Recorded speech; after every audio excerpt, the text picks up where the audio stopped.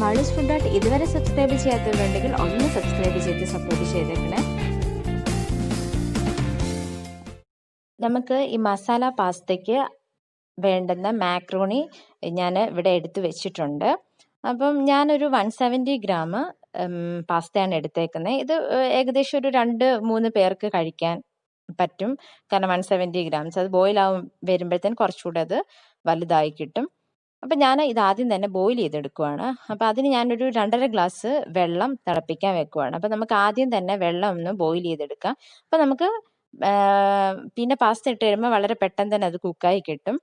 കാരണം അധികം താമസം എടുക്കത്തില്ല. വെള്ളം തിളച്ച് കഴിഞ്ഞതിന് ശേഷം നമ്മളിത് ഇടുക. അല്ലെങ്കിൽ കുറേ സമയം എടുക്കും നമുക്കത് കുക്കായും. പിന്നെ പാസ്ത കുറച്ച് കുഴഞ്ഞു പോവും. അപ്പം വെള്ളം നന്നായിട്ട് തിളച്ച് വന്നിട്ടുണ്ട്. ഇനി ഞാൻ ഇതിലേക്ക് 1.5 ടീസ്പൂൺ ഉപ്പ് ചേർത്ത് കൊടുക്കുവാണ്. പിന്നെ 1 ടീസ്പൂൺ ഓയിലൂടെ ചേർത്ത് കൊടുക്കുവാണ്. കാരണം നമുക്ക് ഈ ഉപ്പ് ഇപ്പം പാകത്തിന് നമ്മൾ ഇട്ട് കൊടുത്തു. കാരണം നമുക്ക് പിന്നീട് നമുക്ക് പാസ്തയിൽ ഉപ്പ് ചേർക്കാൻ പറ്റത്തില്ല. ഇതിനകത്തിൽ ഓയിലൂടെ ചേർത്ത് കൊടുത്തില്ലെങ്കിൽ കുറച്ച് ഒട്ടിപ്പിടിച്ചിങ്ങനെ ഇരിക്കും. അപ്പോൾ കുറച്ചൊന്ന് നമുക്ക് സ്പ്ലിറ്റായി കിടക്കാൻ വേണ്ടിയാണ് ഉപ്പൂടെ ചേർത്ത് കൊടുക്കുന്നത്. ഇനി നന്നായിട്ട് ഇതൊന്ന് ഇളക്കി കൊടുക്കാം. ഇളക്കി കൊടുത്തിട്ട് ഒരു 5 മിനിറ്റ്സ് നമുക്കൊന്ന് അടച്ചു വെക്കാം. അപ്പോഴത്തേക്കിന് ഇത് പാസ്ത ഒന്ന് കുക്കായി കിട്ടും. കാരണം അധികം താമസം എടുക്കത്തില്ല. കാരണം ഓവർ കുക്കായി കഴിഞ്ഞാൽ ഇത് നമുക്ക് അത്രയും കൊള്ളത്തില്ല. ഇനി നമുക്കിതൊന്ന് 5 മിനിറ്റ്സ് അടച്ചു വെക്കാം. ഇപ്പോൾ 5 മിനിറ്റ്സ് കഴിഞ്ഞ് നമ്മൾ നോക്കിയപ്പോഴത്തേക്കിന് പാസ്ത നന്നായിട്ട് കുക്കായിട്ടുണ്ട്. കാരണം ബോയിൽ ചെയ്ത വെള്ളത്തിലേക്കാണ് നമ്മൾ ആദ്യം തന്നെ ഇട്ട് കൊടുത്തത്. അതുകൊണ്ട് നമുക്ക് പെട്ടെന്ന് ഇത് വെന്ത് കിട്ടും. അപ്പം ഞാൻ നോക്കുവാണ്. അപ്പം നന്നായിട്ട് എല്ലാം സ്പ്ലിറ്റായി കിടക്കുന്നുണ്ട്. ഒട്ടിപ്പിടിച്ചിട്ടൊന്നുമില്ല. നല്ല സോഫ്റ്റും ആയിട്ടുണ്ട്. ഇനി നമുക്കിതൊന്ന് ഫുള്ളൊന്ന് കോരിയൊന്ന് മാറ്റി വയ്ക്കാം. അപ്പം ഞാൻ ഇതൊന്ന് ഫുള്ള് മാറ്റി വയ്ക്കുവാണ്. ഇനി ഞാൻ വേറൊരു പാത്രത്തിലേക്ക് നമുക്കിതൊന്ന് പ്രിപ്പയർ ചെയ്യാൻ തുടങ്ങാം. അപ്പം ഞാൻ ആദ്യം തന്നെ കുറച്ച് ഓയിൽ ഒഴിച്ച് കൊടുത്തിട്ടുണ്ട്. ഇനി ഒരു ടീസ്പൂൺ ജിഞ്ചർ ഗാർലിക് പേസ്റ്റ് കൂടി ചേർത്ത് കൊടുക്കുകയാണ്. ജിഞ്ചർ ഗാർലിക് പേസ്റ്റ് അല്ലെങ്കിൽ നമ്മൾ വെളുത്തുള്ളിയും ഇഞ്ചിയും അരിഞ്ഞ് ചേർത്തിട്ടാലും മതി. ഇതൊന്ന് നന്നായിട്ട് ഇളക്കി കൊടുക്കാം. ഇനി ഇതിലേക്ക് നമുക്ക് ആവശ്യമായ വെജിറ്റബിൾസ് എടുക്കാം. അപ്പം ഞാൻ സവോളയും ക്യാരറ്റും ക്യാപ്സിക്കവും തക്കാളിയാണ് എടുത്തേക്കുന്നത്. കാരണം എല്ലാവർക്കും പാസ്തയുടെ ടേസ്റ്റ് കാരണം അത്ര ഇഷ്ടമല്ലാത്തവരും ഉണ്ട്. അപ്പം നമുക്കൊരു ടേസ്റ്റ് കൂടെ മാറ്റി കിട്ടാനാണ് നമ്മൾ കുറച്ചേറെ വെജിറ്റബിൾസ് ചേർക്കുന്നത് ഇതിൽ. അപ്പം നിങ്ങൾക്ക് ഇതിൽ ബീൻസും എത്ര വേണമെങ്കിലും വെജിറ്റബിൾസ് ഒക്കെ ചേർത്ത് നമുക്കിത് ഉണ്ടാക്കാൻ പറ്റും. അപ്പം ഞാനിവിടെ കുറച്ച് ക്യാരറ്റും ക്യാപ്സിക്കും ഒക്കെ എടുത്തിട്ടുള്ളൂ. തക്കാളിയും സവോളയെല്ലാം എടുത്തിട്ടുള്ളൂ. ഇത് നന്നായിട്ടൊന്ന് ഇളക്കി കൊടുക്കാം.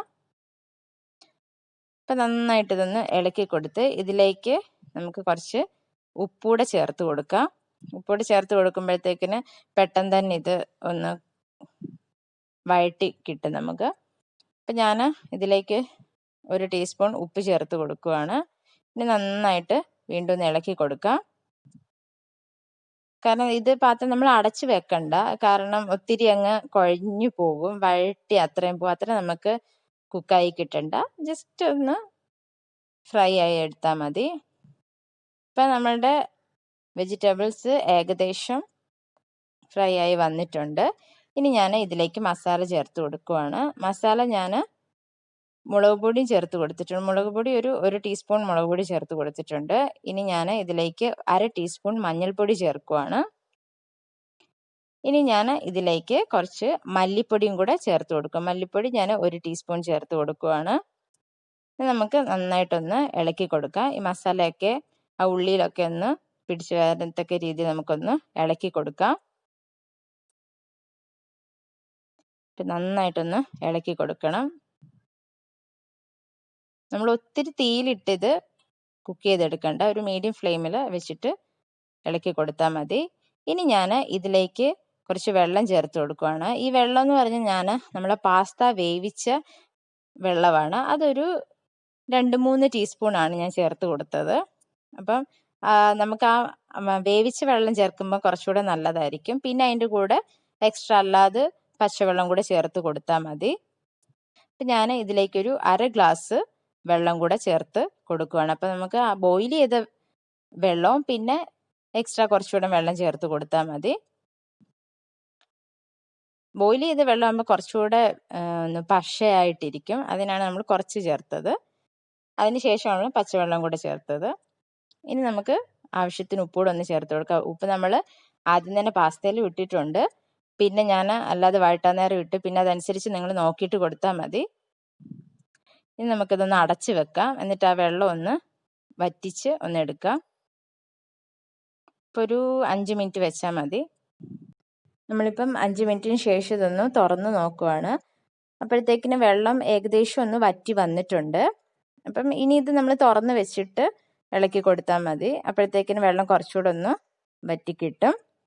ഇനി നമുക്ക് ഇതിൽ ചേർക്കേണ്ട കുറച്ച് ടൊമാറ്റോ സോസ് ഞാൻ ചേർത്ത് കൊടുക്കുന്നുണ്ട്. അപ്പം കുറച്ചുകൂടെ നല്ല സ്വീറ്റും ആയിരിക്കും. അതെന്ന് വെച്ചാൽ സ്പൈസി ആയിരിക്കും, കുറച്ച് സ്വീറ്റ് ആയിരിക്കും. കാരണം എല്ലാവർക്കും ആ ടേസ്റ്റ് ചിലപ്പം പാസ്തയുടെ അങ്ങനെ ഇഷ്ടപ്പെടണമെന്നില്ല. അപ്പോൾ നമുക്ക് കുറച്ചുകൂടെ സോസ് കൂടെ ചേർക്കുമ്പോൾ കുറച്ചുകൂടെ സ്വീറ്റും സ്പൈസി ആകുമ്പോൾ കുറച്ചുകൂടെ നല്ല ടേസ്റ്റാണ്. അപ്പം ഒരു 2 ടീസ്പൂൺ സോസാണ് ചേർത്ത് കൊടുത്തത്. ഇനി നന്നായിട്ടൊന്ന് ഇളക്കി കൊടുക്കാം. അപ്പോഴത്തേക്ക് നമ്മളുടെ വെള്ളമൊക്കെ ഏകദേശം ഒന്ന് വറ്റി കിട്ടും. നന്നായിട്ട് ഇപ്പോൾ അതൊന്ന് ഇളക്കി കൊടുത്തിട്ടുണ്ട്. ഇനി നമുക്ക് ഇതിലേക്ക് ബോയിൽ ചെയ്ത് വെച്ചിരിക്കുന്ന പാസ്ത ഇട്ട് കൊടുക്കാം. പാസ്ത ഇനി കുറേശ്ശെയായിട്ട് ഇട്ട് കൊടുക്കാം. ഇത് ഇരിക്കും തോറും പെട്ടെന്ന് അങ്ങ് ഡ്രൈ ആയി വരും. അതിനാണ് നമ്മൾ ഫസ്റ്റിൽ ഓയിൽ ചേർത്തത്. അപ്പോൾ നമുക്ക് ഈ മസാലയായിട്ടൊന്നിട്ട് യോജിപ്പിച്ച് കൊടുക്കാം. കാരണം നന്നായിട്ട് ഇളക്കി കൊടുക്കുമ്പം ഒട്ടി പിടിച്ചിരിക്കുന്നതൊക്കെ ഒന്ന് സ്പ്ലിറ്റ് ആയിട്ട് വരും. ഇനി നമുക്ക് ലോ ഫ്ലെയിമിൽ വെച്ചതിന് ശേഷം ഇത് ചെയ്യുന്നതായിരിക്കും നല്ലത്. കാരണം ഓൾറെഡി നമ്മളുടെ പാസ്ത എല്ലാം കുക്കായിട്ടിരിക്കുന്നതാണ്. ഇനി നമ്മൾ അധികം അടുപ്പിൽ വെക്കണ്ട. അപ്പം നമ്മൾ നന്നായിട്ട് ഇളക്കി യോജിപ്പിച്ച് കൊടുത്തിട്ടുണ്ട്. ഇനി അധികം അടുപ്പത്ത് വെച്ച് കഴിഞ്ഞാൽ ഇത് അങ്ങ് ഓവർ കുക്കായിപ്പോൾ. അപ്പോൾ നമ്മളുടെ പാസ്ത റെഡി ആയിട്ടുണ്ട്. എല്ലാവരും ഇത് ട്രൈ ചെയ്ത് നോക്കുക. നമുക്ക് വളരെ സിമ്പിളായിട്ട് വീട്ടിൽ ചെയ്യാൻ പറ്റുന്നതാണ്. താങ്ക്